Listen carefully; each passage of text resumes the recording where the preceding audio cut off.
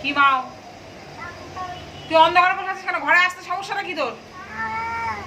ঘরে আয়। আগে কি হয়েছে? খিদে পেয়েছে? মার কাছে থেকে দুপুরে খুব বকানি খেয়েছিস তো।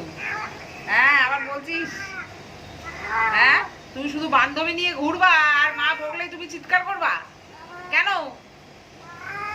হ্যাঁ, ওখানে মশা খাচ্ছে। ঘরে এসো সন্ধু, ঘরে এসো। ওখানে মশা কিভাবে মশা খাচ্ছে দেখ, পাঁচিলের উপরে বসে আছে। সন্ধু, মশা খাওয়া খাবি? ঘরে আয়, চলে আয়। আজকে কি দিয়ে ভাত খাইছিস? দুপুরে তো দই ভাত দিয়ে গেছি, তারপরে কি দিয়ে খেলি? বিকেলে কি খেয়েছিস? সে পাড়া পাড়া ঘুরে বেড়াবি আর তোকে কি খেতে দেবে? তুই রোজ এসে চিৎকার করবি।